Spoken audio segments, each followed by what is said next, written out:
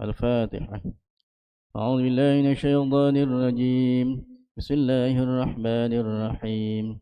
الحمد لله رب العالمين الرحمن الرحيم مالك يوم الدين إياك نعبد وإياك نستعين اهدنا الصراط المستقيم صراط الذين أنعمت عليهم غير المغضوب عليهم ولا الضالين آمين.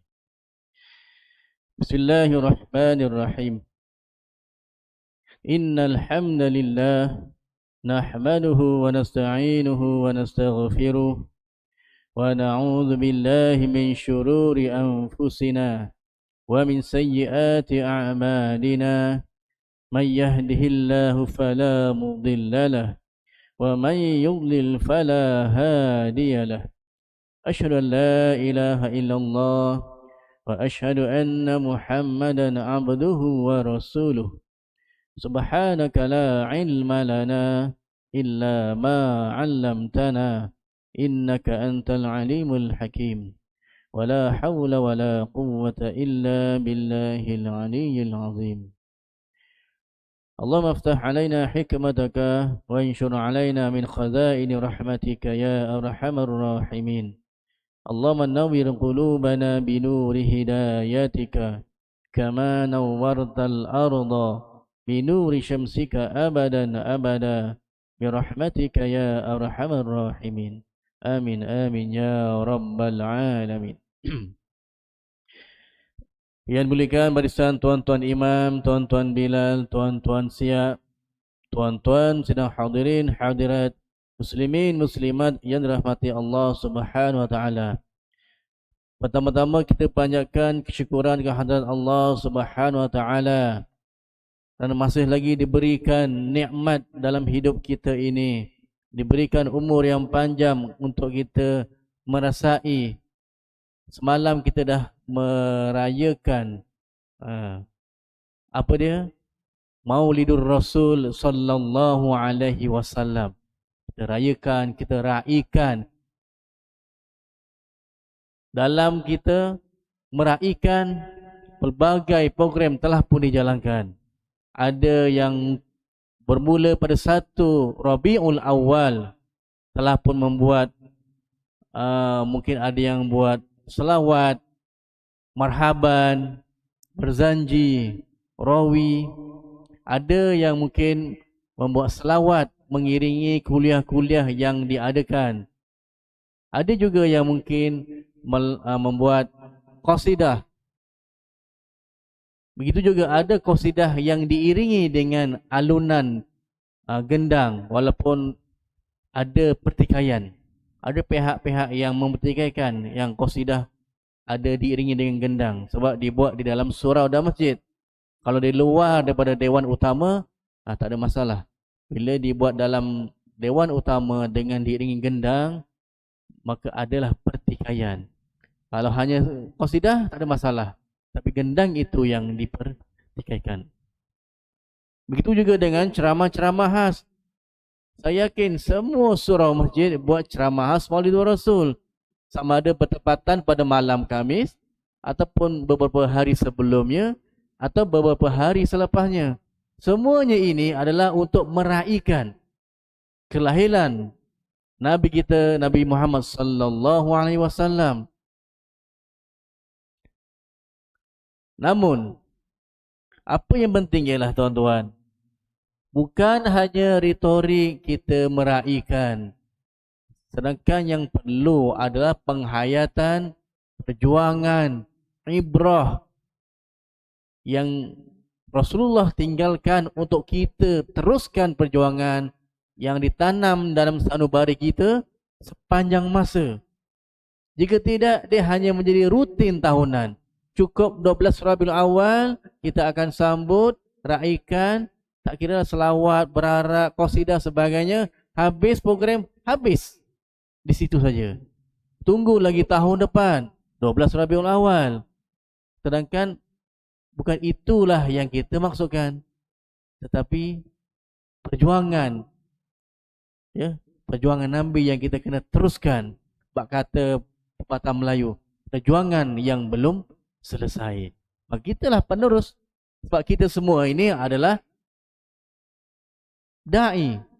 Semua kita adalah pendakwah.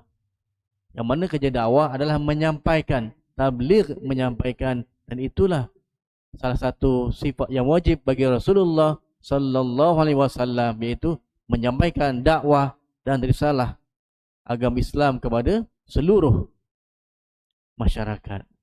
Ya. Wallahu a'lam. Sekadar pembuka bicara pada malam ini untuk kita mengambil semangat, ya, semangat sempena sambutan Maulidur Rasul ataupun Maulud Nabi ataupun hari keputraan baginda Rasulullah sallallahu alaihi wasallam. Tuan-tuan sedang hadirin hadirat muslimin muslimat yang dirahmati Allah Subhanahu wa taala. Baik, kita teruskan pada malam ini. Tajuk malam ini ialah perlindungan daripada fitnah Dajjal.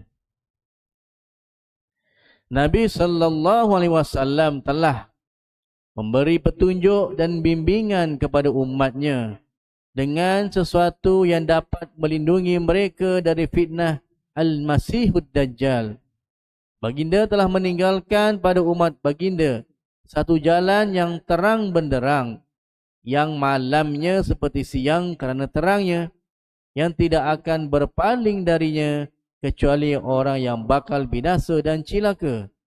Maka tidak ada satu pun kebaikan melainkan baginda tunjukkan kepada umat baginda, dan tidak ada satu pun keburukan melainkan baginda memperingatkan umat daripadanya. Maknanya semua jelas, Nabi jelaskan semua perkara kebaikan dan segala keburukan. Dan kita kena ingat apa saja pesanan Rasulullah sallallahu alaihi wasallam. Dan di antara yang baginda peringatkan kepada umat agar berwaspada, berjaga-jaga, berhati-hati adalah fitnah Al-Masihud Dajjal. Kerana ini merupakan fitnah terbesar yang dihadapi umat baginda hingga datangnya hari kiamat. Sejak dunia ini dicipta sampailah ke akhir zaman, maka fitnah Dajjal itulah fitnah yang paling besar dan berlakunya di hujung-hujung dunia sebelum berlakunya hari kiamat. Setiap Nabi telah memperingatkan umatnya akan fitnah Dajjal yang buta mata sebelahnya ini. Lebih-lebih lagi Nabi sallallahu alaihi wasallam. Maknanya tuan-tuan, Nabi-Nabi sebelum Nabi Muhammad juga dah memberi peringatan kepada umatnya suatu hari nanti di akhir zaman pada Nabi yang terakhir, ya, sebelum berlaku kiamat akan adanya fitnah Dajjal. Nabi sebelum ini pun sudah memperingatkan kepada umatnya. Apatah lagi Nabi Muhammad sallallahu alaihi wasallam yang memang Nabi terakhir, yang mana Dajjal berlaku di zaman umatnya. Maka adalah lebih wajar Nabi Muhammad perlu memberi penekanan yang lebih kepada umatnya, sebab zaman dialah berlakunya fitnah Dajjal. Dan Allah SWT telah memberikan banyak penjelasan kepada baginda mengenai sifat-sifat dan ciri-ciri Dajjal agar baginda dapat memperingatkan umatnya supaya berhati-hati dan berwaspada dengan Dajjal. Kerana Dajjal ini akan muncul pada umat baginda sebagai umat terakhir, sebab baginda adalah penutup segala nabi. Penerangan dah diberikan, banyak dalil-dalil, banyak hadis-hadis yang Nabi dah terangkan tentang sifat Dajjal, fizikal Dajjal dan pelbagainya, sehingga sudah menjadi hadis-hadis yang mutawatir, hadis-hadis yang tidak dipertikaikan. Bila hadis mutawatir, maka hadis-hadis itu adalah hadis-hadis yang berantaian, bersambung, sama ada dari segi lafaz matannya yang banyak ataupun daripada rawi yang banyak, yang mana ceritanya ada cerita yang sama.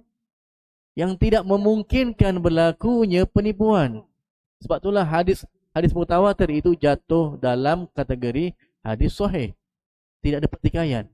Sedangkan kalau satu hadis saja sudah boleh diambil hukum, bayangkan hadis mutawatir yang kadang sampai mencecah 200 hadis yang lafaznya sama saja daripada perawi-perawi yang berbeza. Perawi berbeza, matanya sama. Mana mungkin mereka bersepakat untuk menipu? Ya? Itu hadis mutawatir. Di bawah ini, sebahagian petunjuk baginda diberikan kepada umatnya daripada fitnah Dajjal yang sangat besar ini. Dan diberikan cara kita memohon perlindungan kepada Allah daripada fitnah Dajjal. Yang pertama ialah kita berpegang teguh dengan dinul Islam. Apapun kita kembali kepada dinul Islam ataupun ajaran Islam yang sebenar. Dan bersenjatakan iman. Iman yang bagaimana? Iman yang betul-betul mengenal Allah Ta'ala, mengenal sifat-sifatnya, mengenal nama-namanya. Bila sebut namanya, adalah nama-nama Allah yang terbaik. Yang kita sebutkan Asma'ullahul Husna. Nas'aluka ya man huwallahul ladzi la ilaha illa huwar rahmanur rahim al-malikul qudusus salamul mu'minul muhaiminul azizul jabbar al-mutakabbirul khaliqul bari'ul musawwirul ghafarul qaharul wahabur razaqul fatahul alim. Dan sampailah akhir. Tuan-tuan hafal? InsyaAllah hafal. Ya? Nama-nama Allah yang terbaik. Dan sifat-sifat Allah Ta'ala yang 20 sifat. Allah wujud tidak baqa mukhalafatuhu lil hawadithi qiyamuhu bi nafsihi wahdaniyah qudrah iradah ilmun hayyun sama basar kalamun qadiran muridan aliman hayyan sami'an basiran mutakalliman. Sifat Allah yang 20. Ya. Kita bukan hanya nak mengenal namanya saja. Oh, wujud, qidam. Bahkan kita kena faham. Kalau kata wujud itu apa makna wujud? Oh, maknanya ada. Ada yang bagaimana? Oh, adanya Allah itu dengan tiada permulaan, tiada pengakhiran. Huwal awwalu wal akhiru. Itu dalilnya. Maknanya kita faham. Bukan sekadar oh wujud. Wujud tu apa ya? Apa ya? Pernah dengar tapi tak faham. Ya? Makna tak cukup lagi. Kita tahu, faham, hayati, ya, dengan kefahaman yang betul-betul faham dan kita aplikasikan dalam kehidupan kita. Bukan hanya sekadar oh tahu perkataan tu saja tapi tak tahu apa maknanya, apa dia punya dalilnya, apa hujahnya. Jadi kita kena faham. Bila kita faham dengan apa dinul Islam ini, yang mana senjata utamanya adalah kenal Allah, ma'rifatullah. Sebab awwaluddin ma'rifatullah. Jadi yang pertama-tama itu mesti kenal Allah. Nak kenal Allah, kenal dia punya namanya, kenal dia punya sifatnya, kenal dia punya kejadiannya. Bukan kita nak kenal zatnya. Sebab zat Allah tak dapat nak dikenal. Tapi kita boleh kenal Allah melalui ciptaannya, melalui namanya, melalui sifatnya. Baik. Kemudian Allah yang tiada bersekutu baginya. Ya, kita tidak menyembah selain pada Allah SWT dan mengerti bahawa Dajjal itu hanyalah makhluk biasa, manusia biasa yang kita disebutkan dalam hadis-hadis, ia seorang manusia ya, yang disebutkan dalam hadis apa? Dengan rambut kerintingnya, dengan dahinya yang luas, dengan matanya sebelah, dengan dadanya yang bidang, dengan badannya seperti badan orang Arab Israel. Maka dia adalah seorang manusia. Sedangkan Allah Ta'ala itu bukanlah manusia. Dan juga Dajjal disebutkan sebagai buta sebelah matanya. Sedangkan Allah itu tidak buta matanya. Dan juga dikatakan Dajjal itu pasti dapat dilihat sebelum kita mati. Bagi orang yang jumpa dengan Dajjal, maka dia boleh melihat Dajjal di waktu hidupnya. Sedangkan Allah itu tidak dapat dilihat, melainkan selepas kita mati, dibangkitkan semula di hari akhirat, barulah kita boleh nampak Allah SWT. Ya, maka itu sebagai pegangan kita kembali pada agama Islam, berpegang pada senjata utama, iaitu kenal Allah Ta'ala, untuk kita menolak Dajjal itu sebagai Tuhan. Sebab Dajjal klaim di akhir zaman dia adalah Tuhan. Maka kita menolak Dajjal bukanlah Tuhan. Dajjal hanya diberikan kelebihan, ada kekuatan, ada kelebihan yang mana dia adalah kufur kepada Allah Subhanahu wa Ta'ala. Itu yang pertama. Yang kedua, cara nak menjauhkan diri daripada fitnah Dajjal ialah memohon perlindungan kepada Allah ketika waktu solat. Ya, tuan-tuan, solat ini sebenarnya penuh dengan doa. Daripada awal kita takbir, Allahu Akbar. Apa kita baca selepas tu? Doa iftitah. Namanya pun doa. Kemudian lepas doa kita baca, doa iftitah kita baca apa? Al-Fatihah. Dalam Al-Fatihah pun kita banyak ada doa. Selain puji-pujian bagi Allah Ta'ala, ada juga permohonan dan doa. Ya, tunjukkanlah kami jalan yang lurus. Ihdinas siratal mustaqim. Kan satu permohonan. Ya Allah, ya Tuhan kami, tunjukkan kami jalan yang lurus. Ya, siratal ladzina an'amta 'alaihim. Jalan yang kau berikan nikmat. Ghairil maghdubi 'alaihim. Bukan golongan mereka yang kau murkai. Waladdallin. Dan bukan orang-orang yang sesat. Jadi kami tak mau jadi orang yang dimurkai, orang yang sesat. Ya. Tapi kami nak diberikan orang yang diberi petunjuk jalan yang lurus. Nih. Perkara ini banyak dimuatkan dalam hadis-hadis sahih.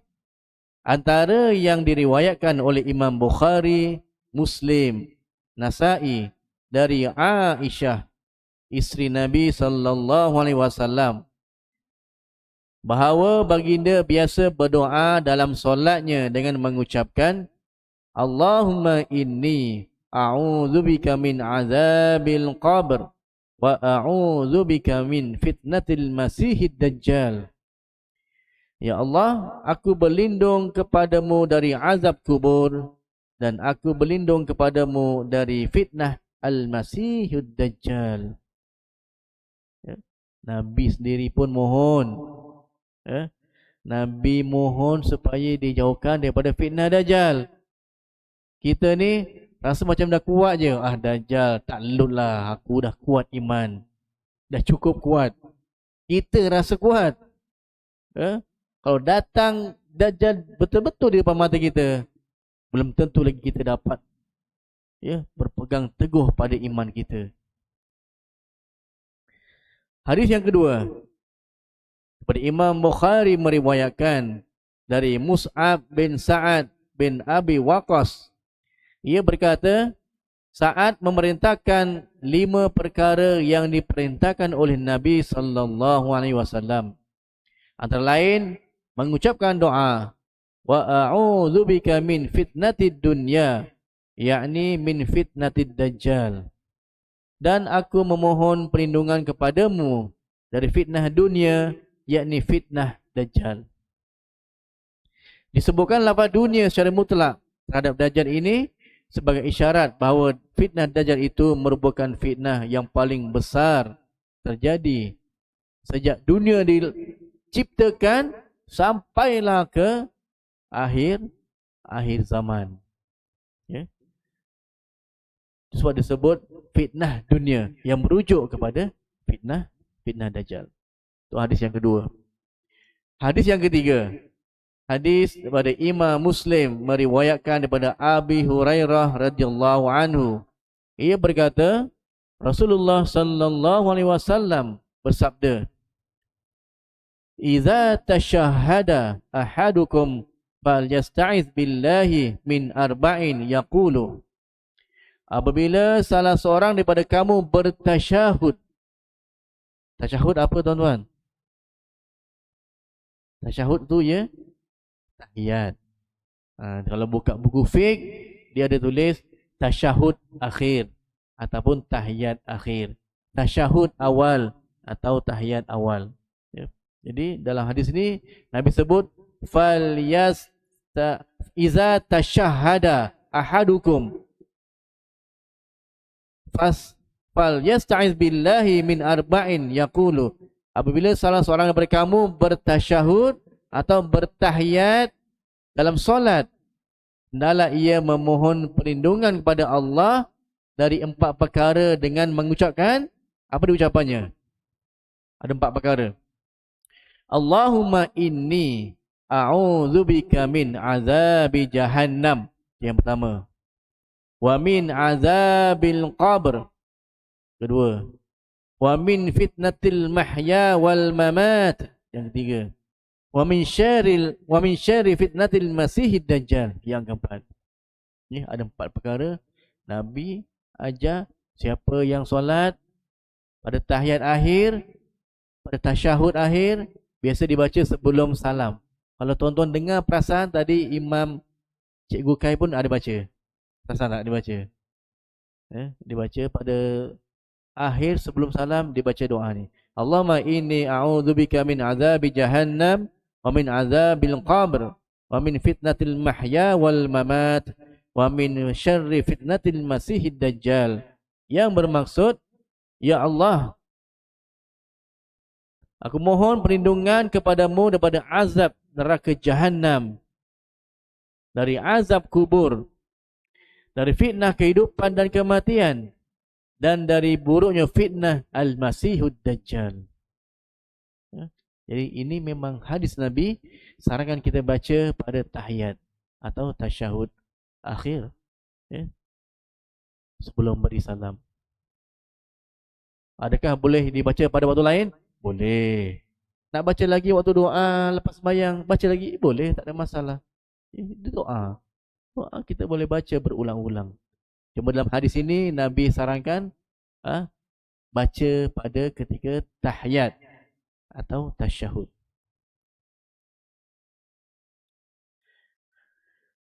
Baik, Imam Tawus memerintahkan puteranya untuk mengulangi solatnya apabila dalam solat itu si putera tidak membaca doa tersebut. Perkara ini menunjukkan betapa besarnya perhatian kaum salaf untuk mengajari puteranya tentang doa tadi. Doa 4 tadi tu. Mohon perlindungan daripada azab jahannam, kemudian daripada azab kubur, daripada fitnah kehidupan dan kematian, dan daripada buruknya fitnah al-masihud dajjal. Ini golongan-golongan salaf tuan-tuan. Imam Tawus ini hidup zaman selepas Nabi, yang masih dalam tergolong golongan salaf. Apa di golongan salaf tuan-tuan?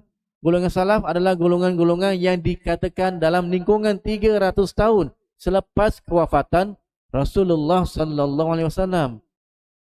Dan kebanyakannya dalam lingkungan sahabat, tabi'in, tabi'ut tabi'in. Itu dalam lingkungan 300 tahun. Selepas pada 300 tahun itu baru dikatakan golongan-golongan khalaf. Jadi ini adalah sahabat dalam golongan salaf. Mana mereka yang golongan terawal yang hidupnya tidak jauh daripada zaman Rasulullah sallallahu alaihi wasallam. Namun sahabat-sahabat ini begitu menekankan dalam doanya supaya baca doa ini. Diajar anak-anaknya, puteranya untuk baca doa ini. Kita dah berlalu sejak zaman Nabi dah 1400 tahun yang lalu.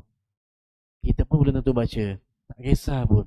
Sedangkan kita ni semakin hampir dengan akhir zaman. Semakin hampir dengan munculnya Dajjal. Tapi kita pun dah tak baca. Zaman Nabi dulu yang Dajjal masih lama lagi nak muncul, pun dah mengajar anak-anaknya membaca. Nabi sendiri pun dah baca dalam doa dia, dalam solatnya. Kita pula yang semakin hampir tidak pula membacanya. Imam As-Safari ini berkata, sayugianya setiap orang yang alim menyampaikan hadis-hadis Dajjal kepada anak-anak, kaum wanita dan lelaki. Dan disebutkan dalam suatu riwayat bahawa di antara tanda-tanda kemunculan Dajjal, apabila orang sudah lupa tentang Dajjal, orang dah lupa nak menyebut kisah-kisah Dajjal, orang dah tak kisah pun siapa itu Dajjal. Sebab tadi kita sebut dalam dalam awal-awal kuliah tadi disebutkan bahawa umat-umat Nabi sebelum Nabi Muhammad pun dah ditekankan tentang suatu hari nanti adanya Dajjal. Mereka pun dah beringat-ingat, oh suatu hari nanti pada zaman Nabi terakhir akan muncul Dajjal. Itu lama dulu sebelum zaman Nabi Muhammad. Kemudian Nabi Muhammad dah tekankan tentang adanya munculnya Dajjal, fitnah Dajjal. Tolong baca doa-doa semikian. Dan perkara ini telah pun berlalu 1400 tahun yang lalu. Bukan kita semakin kuat mengamalkan doa ini, tapi kita semakin jauh daripada doa-doa ini. Kita semakin lupa dengan kisah-kisah Dajjal. Kita semakin lupa dengan fitnah yang mungkin akan mengganggu, gugat kita dalam kehidupan. Jadi disebutkan di sini bahawa itulah tanda-tanda bila semakin lama orang semakin lupa tentang Dajjal, orang semakin tidak bercakap tentang Dajjal, orang dah tak kisah tentang Dajjal, maka itulah tanda-tanda Dajjal semakin hampir nak muncul.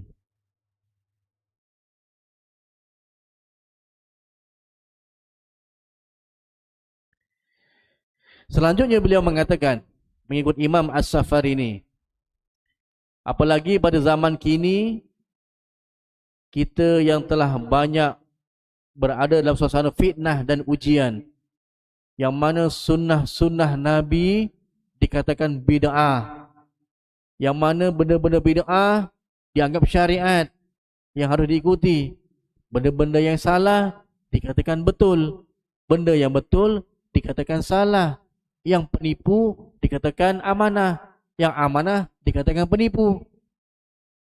Itulah suasana akhir zaman. Dah terbalik dah.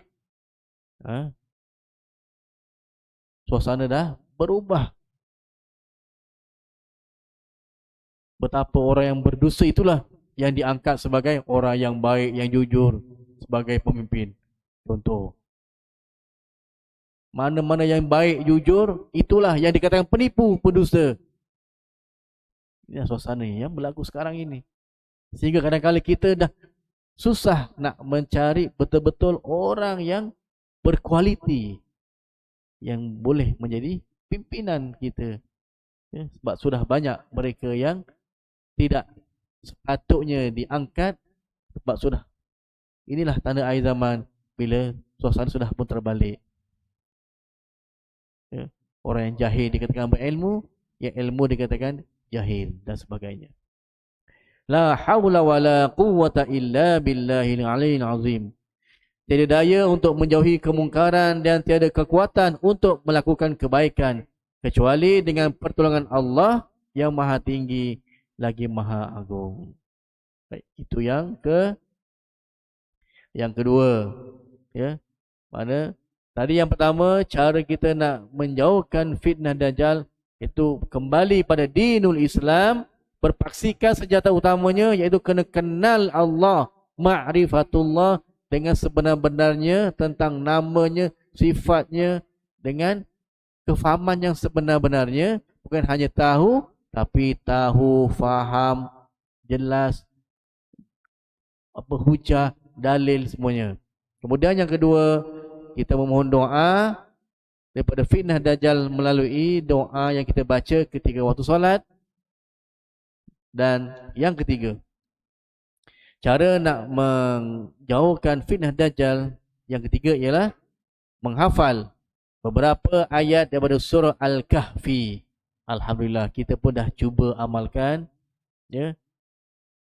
Kita baca setiap malam Jumaat 10 ayat pertama, 10 ayat terakhir kita baca setiap malam Jumaat, ya. Maghrib kita baca Yasin, lepas Isyak kita baca 10 ayat pertama, 10 ayat terakhir sekurang-kurangnya. Kalau tuan-tuan mampu baca awal hingga akhir, lagi bagus. Dan kalau tuan-tuan mampu baca setiap hari, lagi bagus, ya.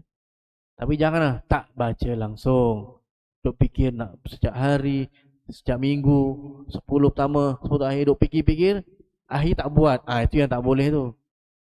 Buatlah sekurang-kurangnya yang kita laksanakan sekarang, 10 pertama, 10 terakhir pada setiap malam Jumaat. Alhamdulillah, dapat juga kita buat, ya. Baik, menghafal beberapa ayat daripada surah Al-Kahfi. Nabi SAW, tak sempat. Nabi SAW menyuruh membaca beberapa ayat permulaan surah Al-Kahfi untuk menangkap fitnah dajjal. Dan beberapa riwayat disebutkan ayat-ayat terakhir surah Al-Kahfi, yakni dengan membaca 10 ayat awal Al-Kahfi dan 10 ayat akhir surah Al-Kahfi. Di antara hadis-hadis yang berkenaan dengan perkara itu ialah yang diriwayatkan oleh Imam Muslim dari hadis An-Nawas bin Sam'an yang sangat panjang. Hadis itu panjang, tapi antara isinya dalam tu disebut Nabi bersabda, maka barang siapa di antara kamu yang mendapatinya pada zaman itu Dajjal dah muncul, Dajjal dah ada, hendaklah dia membaca atasnya ayat-ayat permulaan surah Al-Kahfi. Jadi ada beberapa hadis. Ada hadis suruh baca permulaan 10, ada hadis baca 10 akhir, ada hadis yang menyuruh kedua-duanya, ya. Tapi hadis yang ini dia menyarankan hadis tentang 10 ayat yang pertama. Maknanya bila korang tanya, apa buktinya 10 ayat pertama? Ada dalilnya. Hadis saya sebut tadi, riwayat Imam Muslim, hadis sahih. Daripada siapa? Daripada An-Nawas bin Sam'an. Tapi hadis yang panjang, cuma dipetik antara dalam isinya itu ialah, maka barang siapa di antara kamu yang mendapatinya zaman Dajjal, adalah ia membaca atasnya ayat-ayat permulaan surah Al-Kahfi. Untuk hadis kedua, ketiga seterusnya, sikit sambung pada kuliah lain kali, ya. Sebab masa tak mengizinkan, kita kejap lagi nak masuk Isyak. Jadi mudah-mudahan, alhamdulillah, ya, perbincangan kita pada malam ini mudah-mudahan memberi manfaat kepada tuan-tuan dan juga saya. Dan insya-Allah kita akan sambung pada tajuk yang sama, ya, masih meneruskan yang ketiga, iaitu membaca dan menghafal beberapa ayat surah Al-Kahfi, dan seterusnya masuk yang keempat, iaitu lari dan menjauhi Dajjal. Wallahu a'lam. Yang baik pada Allah SWT, yang lemah daripada saya sendiri. Ini saya akhiri dengan bacaan tasbih kafarah dan surah Al-Asr. Subhanakallahumma wa bihamdi, subhanakallahumma wa bihamdika, asyhadu an la ilaha illa anta, astaghfiruka wa atubu ilaik. Bismillahirrahmanirrahim. Wal 'asr, innal insana lafi khusr, illa alladhina amanu wa 'amilus salihati wa tawasaw bil haqq wa tawasaw bis sabr. Sadaqallahul azim. Akhirul kalam, wassalamu alaikum warahmatullahi taala wabarakatuh.